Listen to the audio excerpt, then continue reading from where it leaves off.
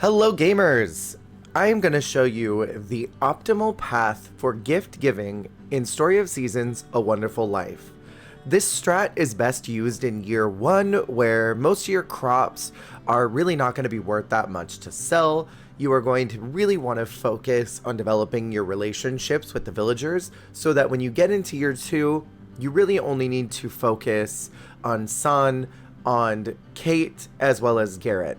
So you'll be able to really maximize your year 2 potential, focus on your relationship with your family, and focus on your farm without having to keep building up friendship with everyone else.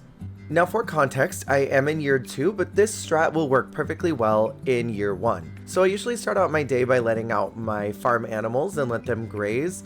I'll do a little bit of work if I need to on my plants, but today I'm gonna just head straight over towards the waterfall. Our friendship day will begin here with Pui as he comes out of his house around 6 o'clock. You can give him pretty much any food item. I will be making a video that is specifically geared towards friendship interests of each character, so keep an eye out for that. Next, we're going to make our way downtown towards the waterfall. Carter will be getting up to stretch his arms, air out his pits. Typically Flora is just about to wake up, so you can wait till about 7 o'clock when she gets out of bed. And then we head inside and give her an item. Next, we're going to make our way down to Vesta's farm where we should be able to get all 3 of them if you time it just right. Takakura, I typically will get towards the evening, but since he's here, we'll go ahead and say that this is a good time to give him a gift. We'll see Vesta out here working. If you see her leaning over, she probably won't be able to take any items. All of the characters in the game have a specific animation in which they will not accept anything. Typically Matthews, when he's crossing his arms and brooding, he won't accept a gift either. He'll usually be out here, where Cecilia will be inside the farm. So now we can head inside and gift her. Now we're gonna head out back towards the town. Now in year 1, this house will not be here, and you'll typically find Nina and Gary up by Romana's house doing their daily walk. You'll almost always see Hugh running outside, as well as his very sexy father, which you can usually gift both of them. Now in year 2, Kate does come out around this time, and you'll find her parents coming out later. San will typically be around the well around this time. So this is the point where I will usually gift Sully. And again, in year 1, you'll find both Gary as well as Nina walking around up here, so this is a great point to grab them and gift them. Lumina will sometimes be outside. She'll typically be inside the house in year 1, but this is a great time to gift her, as well as Romana and Sebastian. Sebastian is very easy to befriend. You can give him pretty much anything and he'll take it. Whereas Romana is a little bit of a pill, and if you see her sitting in her rocking chair or conducting with her umbrella, she won't accept a gift. I will usually come back and get her because she will go out into the main area sometime around 11 to watch Lumina play the piano. So checkmark her as someone to come back to later. At this point, my goal is to try and get in the bar as quickly as possible. So you can either run over to the inn and attempt to get Lou. Sometimes Tay will be out here in the garden bin and you can gift him very easily. Whereas Lou is slightly more complicated to pin down. The bar opens at 10 o'clock, but you won't actually be able to get drinks. But you will be able to easily find both Molly as well as Gavin in here. Gavin is very difficult to gift because he's almost always working. In this file, I married Molly, which is why she's not here. So now we're gonna make our way downtown where Nami will typically be coming out of the inn. This is a great time to talk to her. And I just realized that I forgot a proper gift for Gustafa, so I'm heading back to my farm really quick. So now let's head down and see if we can catch Gustafa as well as Lou. And here he comes out towards the tree. When he's sitting down playing his guitar, he won't accept any gifts, so you want to try and get here as quickly as possible. The only reason I missed him is because I forgot a proper item. Now again, Lou is kind of difficult to track down. She's sometimes in the inn, she's sometimes in the kitchen, she's sometimes outside. Thankfully we caught her right as she's coming out, so we can gift her now. We will be gifting Rock later as he does come out around noon, so now we can head down and see if we can get Gordy. He'll sometimes be over at his trailer smacking on that big old ball. Thankfully today he was by the pond. And now we're gonna head back up towards Romana. She should be coming out of her rocking chair by now. And if this is starting to feel tedious, I apologize. There's a lot of back and forth in year 1, which you really don't need to worry about much in year 2.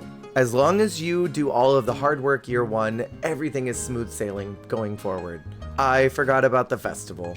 So now that time has significantly passed and my entire project is ruined, we're gonna head on down. Typically you won't see Baddock out here in year 1, he only comes on days that Van is here, which is the 3rd and the 8th. So now we should be able to get Daryl. Typically this would be around 1 o'clock that you would be coming in here.